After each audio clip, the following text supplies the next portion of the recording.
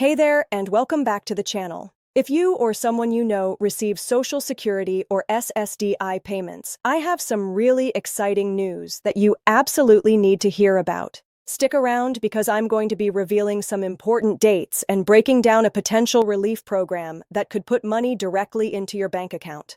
This could be a genuine game changer for many people who have been struggling financially.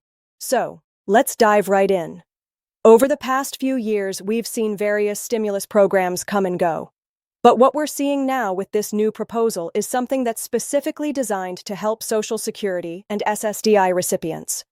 This is important because these are some of the most vulnerable populations in our country who really need support. The program that's being discussed includes the possibility of not just one, but potentially two stimulus checks. And we're talking about amounts up to $7,500 each. That's a significant amount of money that could really make a difference in someone's life, whether it's helping with medical bills, keeping up with rent, or just having a financial cushion for emergency situations. Now, I know you might be wondering where this information is coming from and whether this is actually legitimate. That's a fair question to ask, and I appreciate your healthy skepticism. What we're looking at here are proposals and discussions that have been happening in Congress and various government agencies. These are being seriously considered as part of broader relief efforts for people who depend on Social Security and SSDI for their survival. The fact that specific dates are being talked about shows that there's real movement happening behind the scenes. Let me break down what makes this program so important for Social Security recipients. When you're living on a fixed income, even small, unexpected expenses can turn into major crisis. A car repair, a medical bill, or a spike in utilities can throw your entire budget into chaos. The idea behind the stimulus program is to provide people with enough breathing room to handle these kinds of situations without having to make impossible choices between paying for food or paying for medication. For many people receiving SSDI, who are often dealing with disabilities or health issues, this kind of financial support could mean the difference between maintaining their independence and needing additional assistance. The way this program is structured is also noteworthy. Unlike some previous programs that had complicated application processes or eligibility requirements that were hard to meet, this one seems designed to be more straightforward for Social Security and SSDI recipients.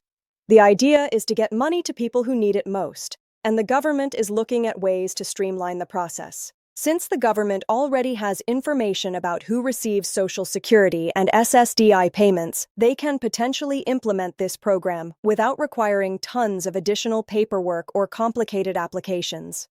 When we talk about the two-time stimulus check aspect, what we mean is that eligible recipients could receive not one payment, but two separate payments over a period of time. This staggered approach can actually be helpful because it allows people to plan their finances and use the money strategically. Some people might use the first check to catch up on bills or medical expenses and then use the second check to address other needs or save for future emergencies. The flexibility of receiving payments at different times can actually be more beneficial than receiving one large lump sum all at once. Now, let's talk about those dates that everyone's been asking about. While I want to be careful about making specific predictions, the word from various government offices and legislative discussions is that we should expect some announcements and potentially the beginning of the application or notification process in the coming months. Some sources suggest that we could see the first wave of notifications going out to eligible recipients with the actual deposits potentially beginning soon after. It's important to stay informed and keep an eye on official government websites and your Social Security account, if you have one set up, because that's where you'll get the most accurate information about when exactly you can expect to receive these payments. One thing that's really important to understand is that this program is specifically targeting Social Security and SSDI recipients. If you receive Social Security retirement benefits, you could be eligible. If you receive SSDI because of a disability, you could be eligible. If you receive SSI, which is supplemental security income, you might also be eligible depending on the specific requirements of the final program. The government wants to make sure that the people who need help the most are the ones who get it, and that's the population they're focusing on. Let me address something that I think a lot of people are wondering about. You might be thinking, this sounds too good to be true. What's the catch? And that's a very reasonable question. The reality is that government stimulus and relief programs are real, and they do happen. We saw this during the pandemic with the 3 stimulus checks that went out to millions of Americans. We've also seen various targeted relief programs over the years. This proposal isn't coming out of nowhere. It's based on real legislation and real discussions happening in Congress with people who are specifically advocating for Social Security and SSDI recipients to get additional support. The amounts we're talking about, up to $7,500 per check, are substantial, but not unprecedented. When you think about what life is like for someone living on Social Security alone, these amounts represent a meaningful boost to their yearly income. For many people, it could represent several months of additional income, which can make a real difference in quality of life and financial security. What's also significant is the emphasis on the fact that these would be 2 separate payments rather than one. This shows that whoever is designing this program understands the needs of the people receiving it. They recognize that people might need the support spread out over time rather than in one lump sum. It also gives the government more flexibility in terms of when they can roll out the program and manage the logistics of getting money to millions of people. I want to talk for a moment about why this matters, so much for SSDI recipients specifically. Many people receiving SSDI are working-age adults who have become disabled and can no longer work. Their benefits provide crucial support, but the amounts aren't always sufficient to cover all of their needs, especially if they have medical expenses or if they live in an area with high costs of living. Additional stimulus money could provide the relief they need to participate more fully in their communities, access services they might need, or simply reduce the constant stress of not knowing how they're going to pay for things. The timing of this program is also interesting to consider. We're at a point where people are still recovering financially from the impacts of the pandemic. Many people, including Social Security and SSDI recipients, faced additional hardships during that period. Now that the economy is adjusting and things are moving forward, there's renewed focus on making sure that vulnerable populations aren't left behind in the recovery process. This stimulus program is part of that broader effort to support people who have been historically overlooked or underserved by economic policy. Now, I want to make sure you understand how to stay in the loop about this.